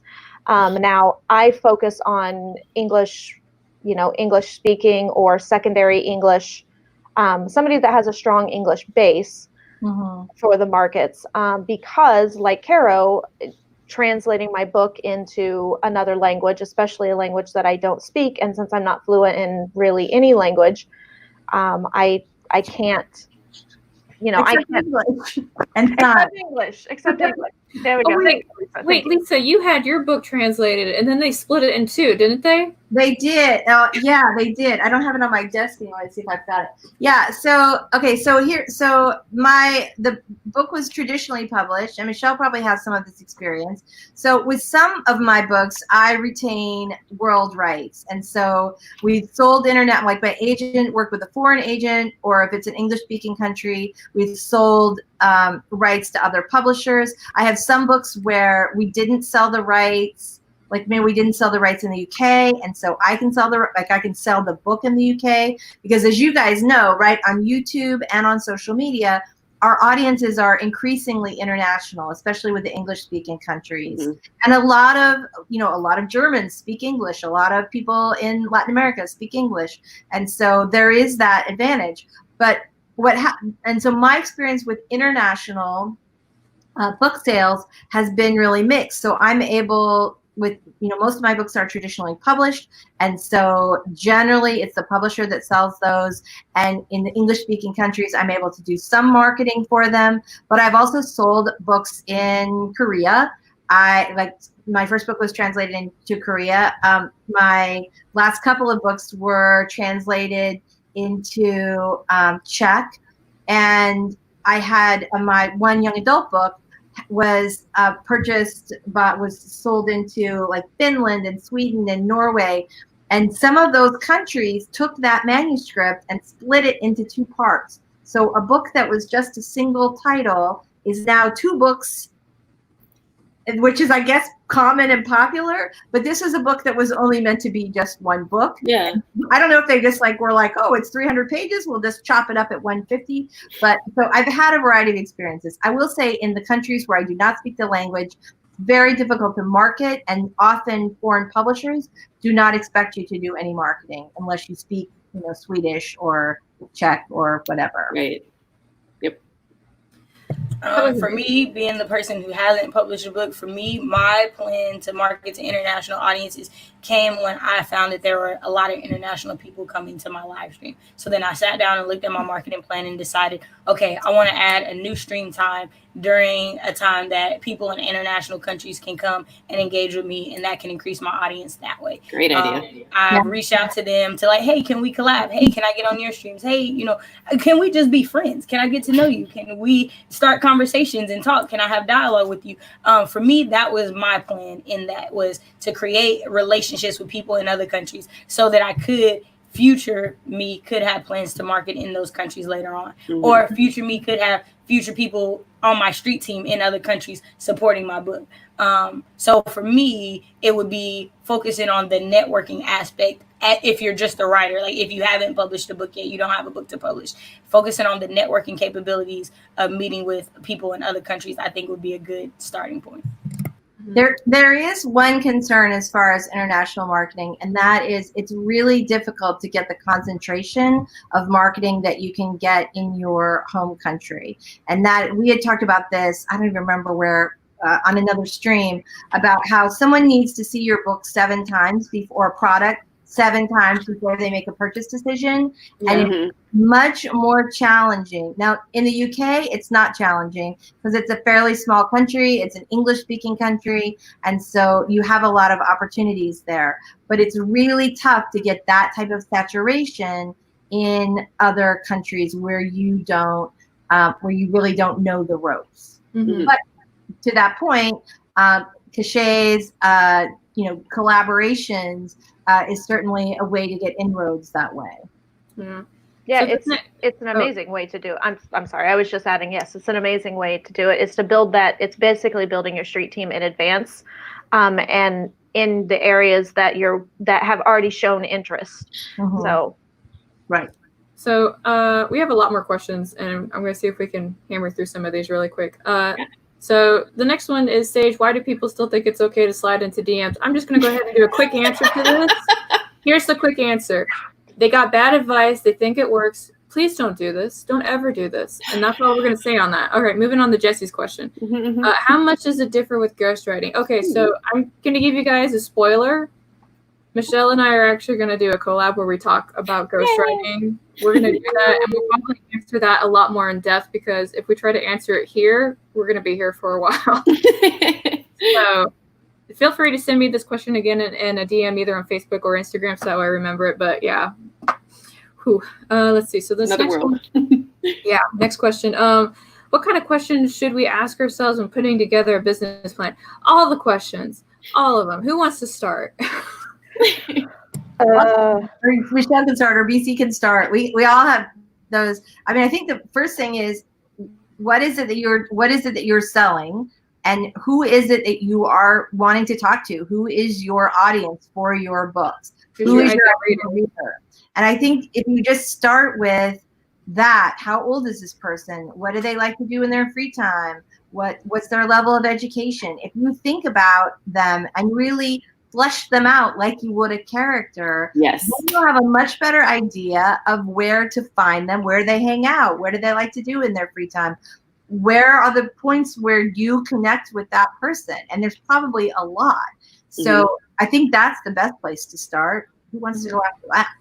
No, basically, I was going to say the exact same thing, Lisa. It's just like building a character profile. It's knowing all the ins and outs, what their habits are, what their fears are, what their desires are, what their wants are, and going from there. You obviously have to keep in mind who you are and what goals that you have in mind and what morals that you have, so that you don't stray anywhere in trying to get into my book is for everybody, sinkhole that is. But so you have to know, have a very good idea of what your goals are for your particular brand, and then build out your character profiles, your demographic profiles, so that you know who you're targeting and why you're targeting them. Right. Yeah. One thing I would add is be realistic, right? Part of the whole SMART goal thing, you have to be realistic with yourself. And part of that is you have to understand what your reach is. So one of the things with your marketing plan is you are going to try and calculate sales objectives and goals, benchmarks that you want to reach. So, last year? Oh my God, this year. Okay, so last year when I first released my book, because it's come out twice, or is it 3 times? No, it's come out twice. I'm like, wait. When I first came out with my book, my goal for the first month that it was released last August was to make 50 sales in the course of August. And the reason I made that goal is because my reach was very small. I had 300 followers on YouTube, maybe a couple hundred on Instagram. I didn't have a big marketing budget, so I knew that my reach wasn't going to be really substantial that way. Not only did I make the 50 sales, I made 64 sales. Thank you for everybody who bought my book that month. Thank you. Thank you very much. But if you can make those benchmarks and keep in mind those kind of factors, that's going to help out a lot. And you should have benchmarks for book purchases, for reviews, and all that other stuff, like just things to aim for. And when you make those, it will help you kind of navigate your business plan a little bit for your book releases as well. Right. Good. I was going to say, for me, when I created my business plan for both business and writing, the first thing I did was I came up with my mission and vision statement. For a writer, regardless if anyone ever sees your mission and vision statement, you need to know that. You need to know what your mission is for your book. You need to know what your vision is for your course of the time that you're an author, for your books, for whatever you're doing, multi-genre, everything. Like, those are things that you need to ask yourself first and foremost, because that's going to determine how your business runs. That's going to determine how everything else goes. I also think I agree with the target audience. You need to know who you're targeting, what your point is. I think also one thing that, and I see questions about it, is you need to have a plan for when your plan doesn't work accordingly, right? When you're making your business plan, you need to have plans for, okay, what happens when I have set for myself, like when I set myself that 500 goal, what happens if I don't reach that 500 goal of subscribers? What do I do in that case? So when you're coming up with your business plan, I think it needs to be focused on you and what you want to put out there. Those are the questions you need to ask yourself first, is dealing with you and what you want to put out there. And then the second is, how do you want it to be received and who do you want it to be received by? Those questions, I think, will give you a great starting foundation for your business plan. And then adding in the SMART goals for those things, once you have realized what they are, will take you to the next level. So, Carrow, I'm actually going to, because I don't think I'm a mod, I'm going to put a link in the private chat that offers, it's called greatstorybook.com, and it offers a breakdown step-by-step of building a business plan for an author. So that's a great. You're talking, you could have just come out with that. I've been like, yo, I got this thing right here. Yeah, sorry. I completely forgot about it until just now. It was like, oh, this is something I used to use when I was learning how to write business plans for other authors. This was a checklist that I used to make sure I stayed on track. But so that is a good resource to be able to really know what to ask and how to and how to navigate a business plan. Awesome. Yeah. I just posted the link in the chat. Oh, I did too. So that's good. Okay. Posting it everywhere. Okay, so by the way, Avatar looks very fantastic. I was sitting here like, sorry. Okay, distracted. All right, so next question is, any advice for young people, for teenagers to build their brand? Oh, I wish we had CB on the stream. I have so many. First thing, don't get caught up in the fact that you're young when you're doing anything right now, because how you feel about things right now is going to change. So be careful about how you put stuff out there now, because those things will come back to haunt you later on if you're not careful. So that's my biggest advice for people in this younger generation. This younger generation is so quick to record everything and put everything out there and As a young person, the best thing you can do is watch out for yourself and how you present yourself publicly in any format, because those are the things that are destroying creators, influencers, all those things right now. Like people are losing whole subscribers, all kind of business ideals, everything because of things they did when they were younger that they didn't realize were stupid, or had whatever you did when you were younger. You didn't know any better. You know better when you're older. It doesn't matter. People don't look at it that way. People don't see it that way. So you have to be careful about how you're presenting yourself now for what you want to do later. That's the biggest piece of advice I give this new generation. So I think it's sorry. It's okay. I was gonna say, I think it's really great that you are already as a teenager thinking about building your brand. That is a first step. Is that you are thinking that you are in and of itself a product that you are going to have to sell in some format, whether it's now or later on. So you're already on the right track. But what Cash was saying is definitely should be. Definitely should think twice and even think a third time about the content that you put out and the things that you put out. But really, in all honesty, all authors should be doing that. All writers should be doing that. Yes. So you take a second glance at what it is that you're going to do and how you're reacting to something, and then you stop and you wait and you take a third glance at it and pay attention to what you're going to put out there. Yeah. It's one of my favorite quotes from Nora Ephron is "Everything is copy," and what she meant at the time was that everything in your life can be fodder for some story later on. But what it means now is that anything that you say is out there, and it can be somebody else's copy, and you want to make sure that you are telling your own story. And not just the stories that you're writing, your fiction, if that's what you're writing, or your nonfiction, but the story about you. And so you have a great opportunity here to really cultivate your brand and the image that you want to portray from a really, from a really early time. So it's so smart that you are thinking about this now. Yay, you. We are super proud of you, and keeping my fingers crossed for you. Yeah, one thing I would like to throw out there, so it doesn't really matter what you do. There's the intention perception, and you will encounter individuals, regardless of whatever the motivation behind what you do is, they're going to want to try and take it the wrong way. I've lost count of times when I've had a conversation with somebody and they turn around and it's like, so what you really mean is this? And I was like, no, because if that's what I meant, I would have said it, right? I'm very careful about what I say to people because it's very easy for people to take your words and twist them or spin them a different way. And I have, in my last year and some on YouTube, have actually been like harassed, and like I've had one person like literally stalk me on multiple platforms and then turn around and tell people that I'm out to get them, even though that's what they're doing. So, and that's, I'm not going to lie, it's made me paranoid. I've got like folders of screenshots of questionable individuals, of conversations that I've had with them that I've literally had to go and pull through because I've had people come and talk to me. It's like, well, so-and-so said that you said this to them, and I thought that was really rude. And I was like, no, check that. That's what I said. Yeah. And it really sucks that we have to be in a time where we basically have to guard ourselves that way.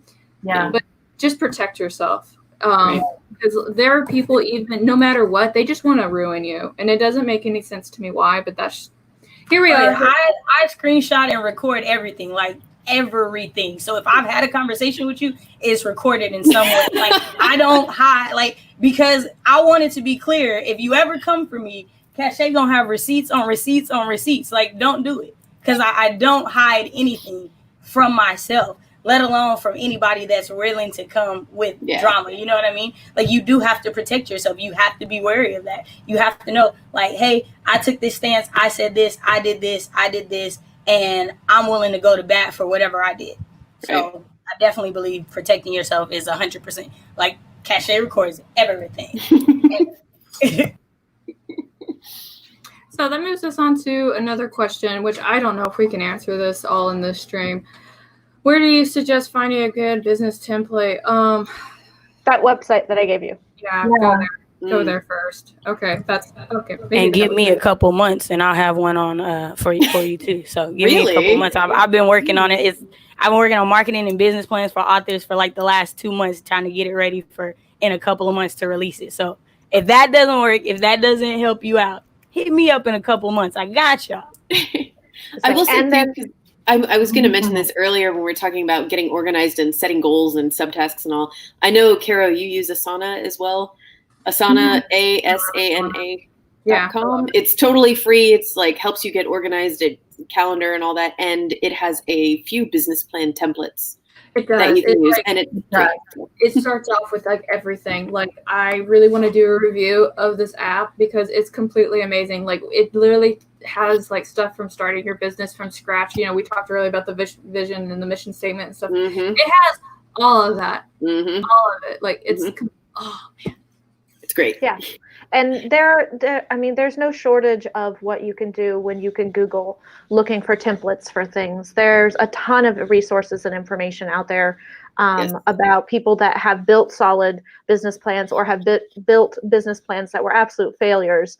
And you can find them where they've been referenced on different sites and things like that. So if you are really wanting to do it all yourself, which I do recommend doing it yourself, you learn a lot during the experience.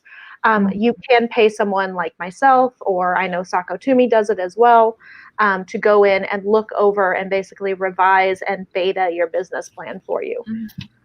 So that's a possibility as well. Okay, so this next question, what does one include in a business plan? I think we've kind of touched on this throughout the video. What I would like to encourage from everybody here, since we do come from different backgrounds, is maybe to do like our own videos where we talk about different business plans, because again, business plans are kind of fluid in the sense that they are applied differently towards different individuals and their needs at the time. So basically, I just asked y'all to make a video. I hope you don't mind.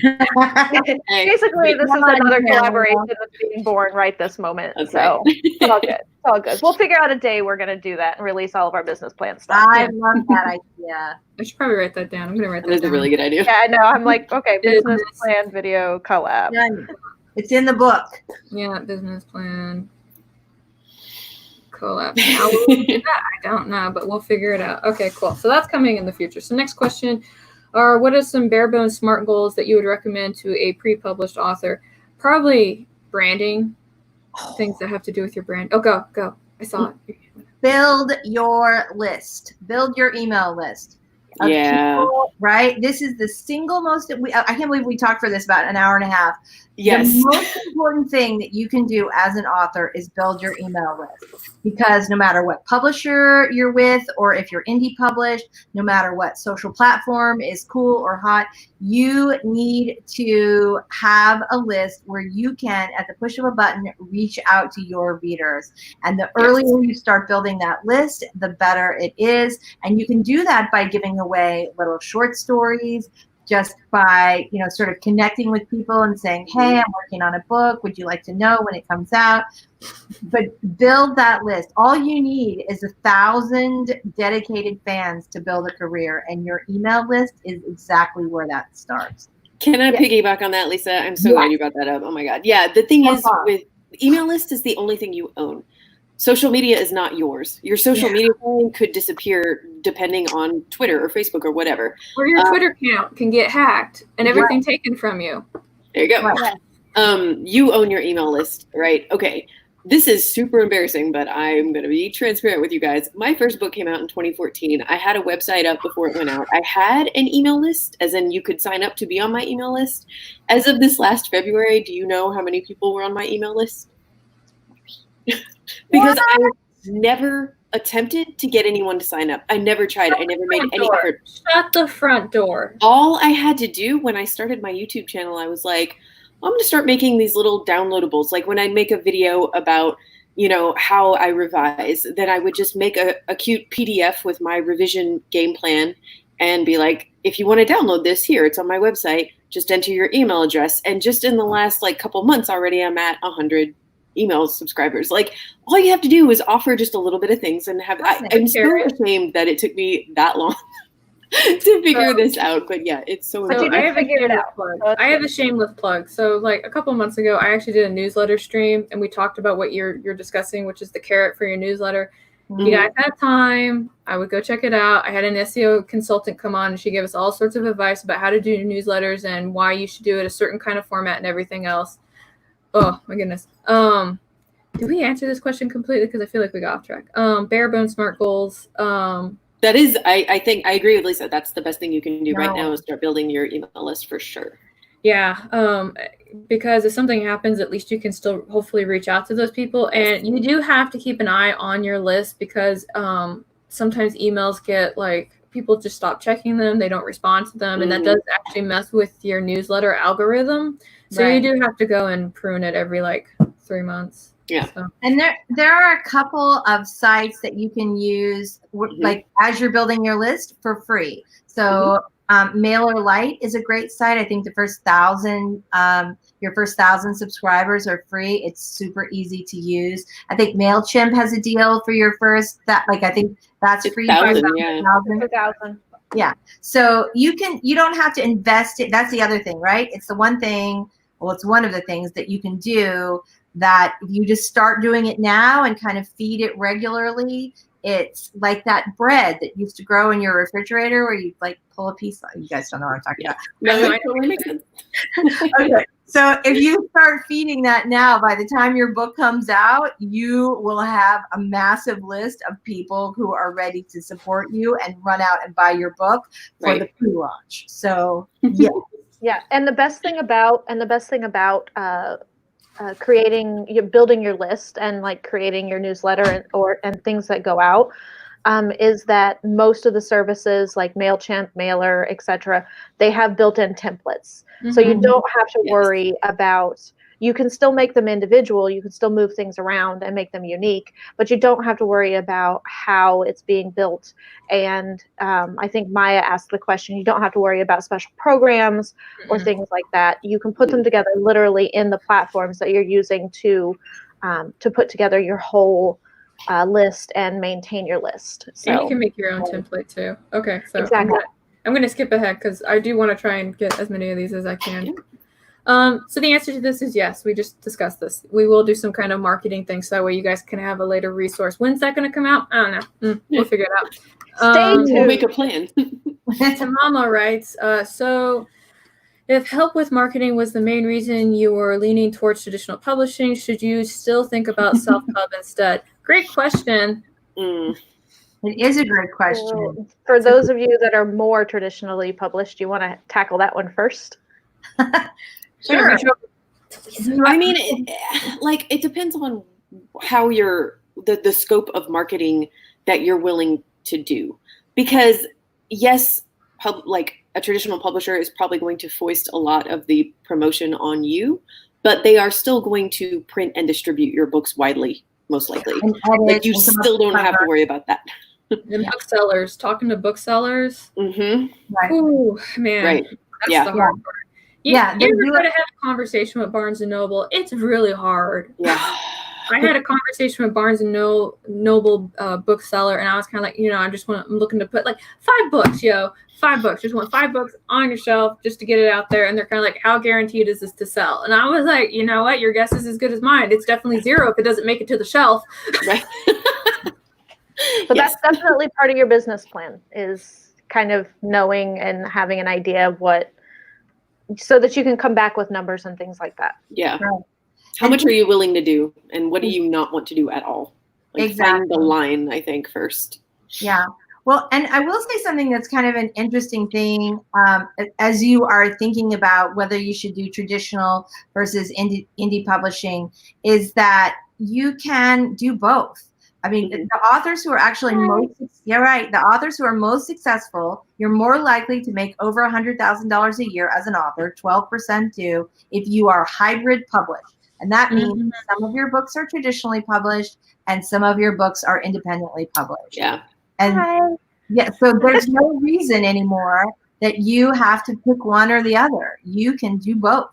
And so, and sometimes you have books that you want to do in a way that's different than your publisher would want to do them. And so you can do that now. You can release things more quickly. You can do little shorts. So we talked about this before. You can do little short stories in between your traditionally published novels in order to keep your readers engaged. You don't have to pick anymore. So if it's just about the marketing, like the promotion, you're probably going to do the same amount either way, whether you're self-published or traditionally published. But if you are not able or not willing, or you're just not interested in doing all the things like editing and cover design and interior page design and ISBNs and all that other stuff, then certainly traditional publishing. And if you're cool with that, indie publish. Yeah, and I've met people who actually consider hybrid publishing as part of their marketing plan. So their goal is to get traditionally published, and then they'll get a following, a really strong following, and then they'll just go independent after that. I've seen that happen a lot. Like that's part of what they're doing. My plan has always included hybrid publishing. Like I know which books I want to publish myself. I know which books I want to query and get out there for other people to publish for me. Right. Exactly. And I'm the same as Cash. So I am a hybrid published author. I have 8 titles out, and a few of them are with traditional publishing, small houses, and a few, but the majority of them are with indie publishing. But that's because those are the books that I've chose to focus on and prioritize first, versus the ones that I'm going to hybrid publish. But I know exactly which books I want to be published via a house and which I want published under my imprint. Mm-hmm. All right, so I want to move on to the next question. So Charlie's asking, I'm still editing my book. Does everything in this panel still apply? Yes. Yes. Yeah, absolutely. Don't wait until your book is done. Start now. You got to start marketing yourself, got to start branding yourself, got to start exposing yourself. I mean, look at our example. If you do it now, there won't be pressure later. Yeah. Like that's starting it now. Like the more you start now, the easier it becomes. If you're starting while you're still writing and editing, you don't have to worry about doing the plan once you finish the book. And it's like, oh, I could have been doing this the whole time. So I think the starting sooner helps you so much more. Also being able to take it in bite-sized pieces and reflect on it is really important, because as you do each piece, you're going to be able to reflect on it as you're doing the next piece. So that gives you an opportunity to spend a little more time reflecting on what the business plan is and make sure that nothing changes from your initial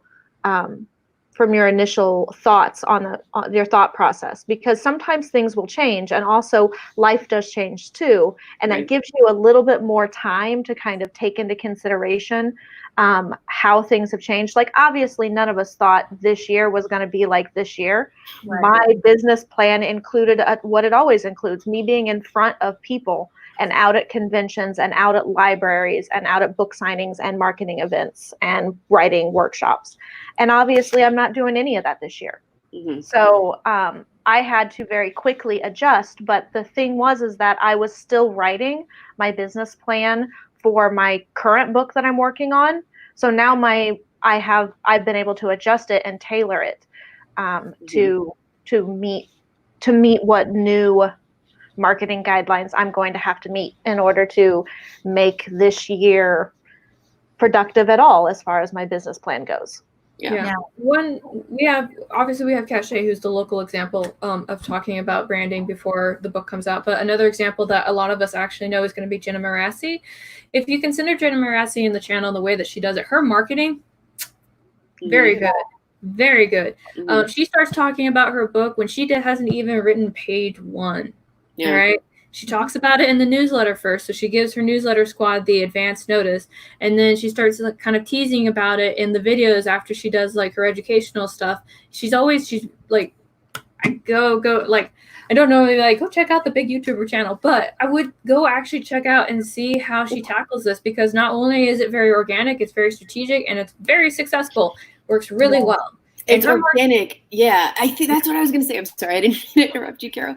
But it's because her followers feel like they're part of the journey, because they are. Whereas if you wait and you only focus on writing your book, and then all of a sudden you join YouTube or Instagram or whatever, you seem desperate because you just joined to sell a product, period. That was me. That was me. I was like, hey, I made this book. I need you guys to love me. But if you're already there and we already love you, Right. then when you This have a was book, over a year ago. Oh my God.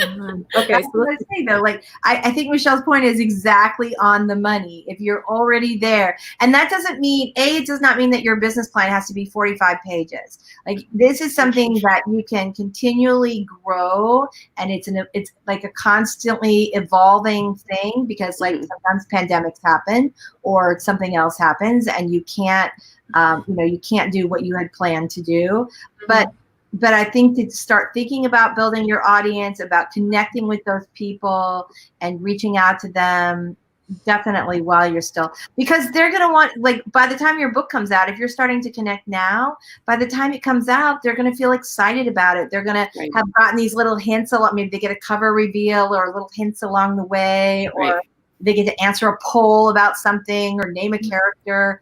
That all of that helps them feel more connected to you as a writer and more connected to your book. And that is exactly what the purpose of all of this is. Yeah. Okay, we have about 10 minutes left, so we can only really probably talk about one more question. So let me see if I can, if I did not get your question, oh wow, StreamYard jumped. Oh no. That's a bingo for someone, right? Oh wow, okay, so I was going to pick another one. Oh man, but I already picked one of your questions. Hold on. Okay, that can be done later. Trying to find one more. I saw it and then I lost it. Thanks, StreamYard. Really good conversations, y'all. And I love how you guys are, like I said it before, I'll say it again. I love how you guys are talking in the comments and providing resources. Wow, it's still gone. I can't even scroll back to it. Okay, so I guess we're gonna go to the one I just saw, and so that was a good one. Let me find it. I'm sorry if I did not get to your question. StreamYard literally ate it. Oh no. It only lets you go back so far, and we've got, last I checked, it was over 150 people watching. So, okay, I want to answer this question because I think it's important. Would you use Wattpad to put out short stories, or would a blog be better? I have feelings about Wattpad right now. Yeah, I have feelings too. Yeah. Wattpad used to be a free online platform, and when I first encountered it was when I was a teacher. And I was working with kids that didn't like to read. And I had one kid, and they said, I don't want to read this book, but I want to read the Wattpad thing. I was like, let me look at the thing for the Wattpad, right? And so I read it, and I was like, you know what? As long as you're reading, I don't care. Right? And it was free, and it was wonderful, and now it's not. It's not free anymore? It's not free anymore. What? Nope. If you work at Wattpad and you're looking at my face right now. How much are they charging? It's not much. I don't remember. It's just like any other streaming subscription service, I think. But let me check. Yeah. So, if you had asked me this question like 5 years ago, I would have said use Wattpad because it's cell phone friendly and it's like all that good stuff. But I would honestly say put your short stories out in a newsletter first. Increase your list as we were talking about earlier. Put that carrot in there. And then if it's received well, I think you should just self-publish it on Amazon. I agree.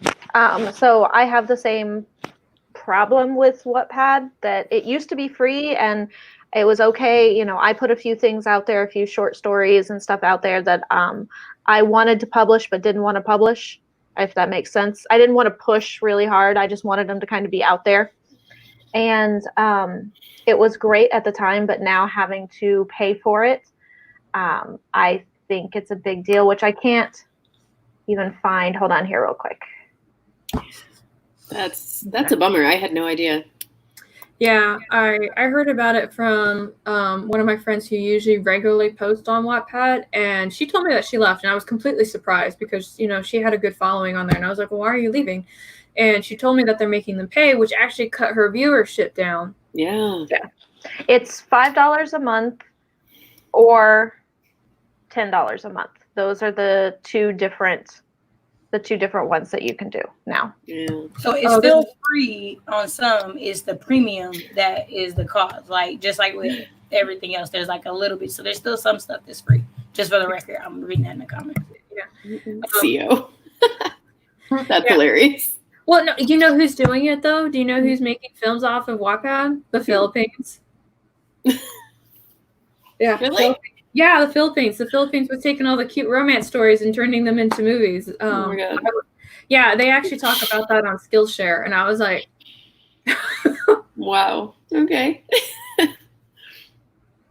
let's see. So, oh man. Okay, so we're in danger of ending on time. So why don't we go ahead and, go ahead and do outros if we have any ending thoughts that we want to share. Oh, somebody's asking a question. Wait. Okay, wait, hold on. No, okay, never mind. I want to answer this question. Yeah. That's a good question. What are your thoughts on Patreon, and where do you need to be building your platform in order to start one? Woo! I do not have a Patreon, so I don't think I'm qualified to answer this, but I'm curious to hear what I have you a guys Patreon. I love my Patreon. I love my Patreon. I only just started doing my Patreon, so it's not like I've had it this whole time with my marketing. It's not been a built-in part of my marketing plan. I started doing Patreon when I started doing AuthorTube because I had all this content to put out there, and I had all these ways for people to get a hold of me, and my list, like Lisa recommended and said is so important, is nice and robust, but I was noticing it wasn't converting over into my AuthorTube people. It wasn't converting into, like, my subscribers for my YouTube channel were not converting into my list subscribers. So there was a big block of people that I was missing out on advertising to and marketing to, and just basically building relationships with in general. And so I am considering it as the secondary part of my newsletter. Basically, the content that goes out in my newsletter is the content that goes out in my Patreon, with the exception of a very few amount of things. I change them up a little bit, so they're a little bit different, and they're not always done at the exact same time. But so I think Patreon should be, if you feel like you're missing a part of an audience, if you feel like you're missing somebody, Patreon is absolutely great for doing that. And as far as when where you need to be in building your platform in order to start one, you can use it from the very beginning to build, or you can do what I did and use it to supplement part of your platform later. Mm-hmm. I had included Patreon in my marketing plan when I was constructing the first quarter of this year. But I also included a bunch of other services similar to that I wanted to get involved in and what I wanted to do. So I did some research on that. I think that where you need to be when you do it depends on what your goals are. So that goes back to making sure that you know where you are. So for me, I haven't created it because I have a number of YouTube subscribers I want to get to before I create it. I have a number of following that I want to. So I'm kind of ensuring that I'm having an audience that wants to do it, right? I definitely think that Patreon is a good platform. Again, NK Jemison makes $3,800 a month on it. Awesome. Like, that is how she funds her books and doesn't have to work. And she's been doing it for years. Because she's not getting the advances she deserves. Right. Oh, yeah. We can talk about that. We can talk about that. So it gets crazy that she has to do that to begin with. Yes. But even in that, like, it's a great opportunity. And I think that the thing that people should realize, though, when you do it, don't promise more than you can handle giving. Yeah. That is a very big thing. Is like you promise these grandiose things because you don't necessarily think people are going to choose these tiers, but you need to be prepared for if someone does love you that much, invest in you that much, they want to get those things, because you don't want that. You don't want the backlash of not being able to produce those things, because we have seen that in AuthorTube. People have come for people for that, and I don't want anybody that's watching this to have that issue. So please just remember, when you're doing that, don't bite off more than you can chew with Patreon. Yep. And since we're talking about Patreon, ASMR, Carrow is here. Tamara Woods happens to have a Patreon, and once she gets to 50 patrons, I can have her Cozy Mysteries in print. Please help me. Please help me reach this goal. This is why I subscribe to Tamara's Patreon, because I want Surf's Up in print. Mm-hmm. Yeah. All right. Okay. Now we have to start doing outros because we got like less than 3 minutes. So let's start with BC, and then we'll work our way up to me. I did that totally backwards, and we'll work our way up to me. Hey, Writing Weirdos. I am BC Brown. I am a hybrid published author of 8 titles, and I also do how-to marketing videos, publishing videos, and writing videos on my channel, as well as live stream productivity sprints. I do those every Friday. And basically, you can find me at all the social medias, BC Brown Books. That's where I am. I publish mostly paranormal mystery, urban fantasy, and contemporary women's lit. Me? Hi guys, I'm Michelle Schusterman. I'm a traditionally published middle grade and young adult author, and my YouTube channel is still pretty new. I started in March. It is writing workshops and publishing advice. And you can sort of find me on Instagram, but I'm really terrible at it. That's awesome. Hi, everybody. I'm Lisa Daly. I'm a traditionally published author of romantic comedies and nonfiction dating advice, weirdly enough. And on my YouTube channel, I talk about how to write a book that you are super proud of and get it published. And so if that's something you're interested in, I hope you'll check it out. And hi, everybody. I'm Cache Warren. I write short stories, poetry, and the occasional blog post. I do host writing sprints on my channel on Thursdays at 10 p.m. Eastern. I will be adding a new time to support the international people that I've come into contact with. I want to be able to get there out there. So if you do have times and you're interested in letting me know what times would work for you, definitely hit me up because I want to make it as accessible to the international people as possible. I also do self-care Sunday/Saturday chats, specifically for writers to give you a chance to get away from your word and your works and focus on taking care of yourself, relaxing, things like that. Also, I will be having some business things come out to help writers move into the business of being an author. So definitely look out for those things because, that panel needs to happen. All right, and my name is Carrow Brown. This is my channel. I thank you guys for coming over and listening to what we have to say about marketing yourself and your books and all that stuff that we entailed. At some point in the future, we are apparently going to be doing a business plan collab because there's a lot of questions on that, and I think that we can all answer them together as a group, which will be wonderful. Right after this one, in about a half hour, we're going to have the fast drafting with Elena. I would really encourage you to go in there and check it out. You should be able to get there right after this one ends, and I need to end it right now. Anyway, this is my channel. I got stuff on here. You can check it out. There's some links down there below to my books. If you want them, you can buy them. All right, I'm going to end. Bye, friends. Bye.